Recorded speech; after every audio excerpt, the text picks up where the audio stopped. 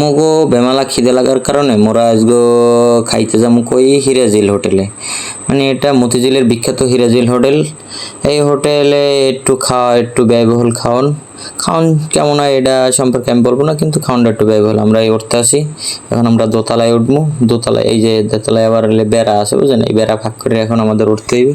এখানে মানুষজন আছে, নিচতলায় একদম ভরপুর, কোনো সিট খালি নেই, এই জন্য আমরা দোতলায় এলাম। দোতলায় একদম পুরো ভরপুর। এখন আমরা একটু হাত পাও ধুইয়া, আমাদের থতা মতো ধুইয়া আমরা টেবিলে বসে যাব।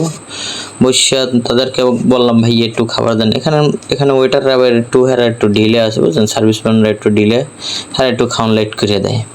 দেখেন কত মানুষজন আছে এখানে, বেশিরভাগই হইলে যে এই ব্যাংকাররা বুঝলেন, এখানে বেশি মানে মতিঝিলে তো ব্যাংক সব, এই জন্য ছুটির পর সব ব্যাংকাররা এখানে খাইতে আসে। অবশ্যই এছাড়াও বড় বড় মানুষরা আসে, ভিআইপি মানুষরা আসে এই জায়গায় খাইতে।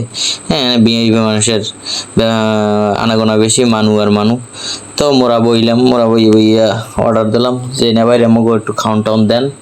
হ্যাঁ গো, আবার না বলাইলে হেরা সহজ আসছে না, যে চিন্তা হচ্ছে যে হেরা আইসে, এখানে যারা আয় সবাই একটু গপ্প মপ্প করে, গল্প গুজব করে বুঝলেন। এই জন্য মগো বুঝে হয়তো বা মোরা কইছি না ভাই মগো একসাথে খিদা লাগছে, মগো একটু খাওয়ান দেন বুঝলেন।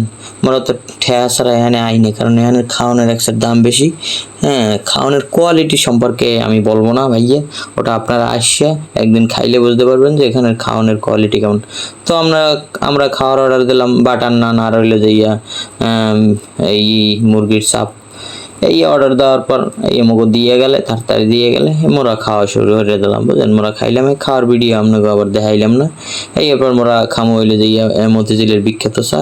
তো চাটার দামটা একটু বলি, চাটার দাম হইলে যে 1 কাপ চা 40 টাকা বুঝলেন। এই মতিঝিলের আমাদের বিখ্যাত খাওয়ান ছিল আজকের। আপনারা তো দেখছেন, অবশ্যই আপনারা আসবেন এই জায়গার বিখ্যাত খাওয়ান খাইতে।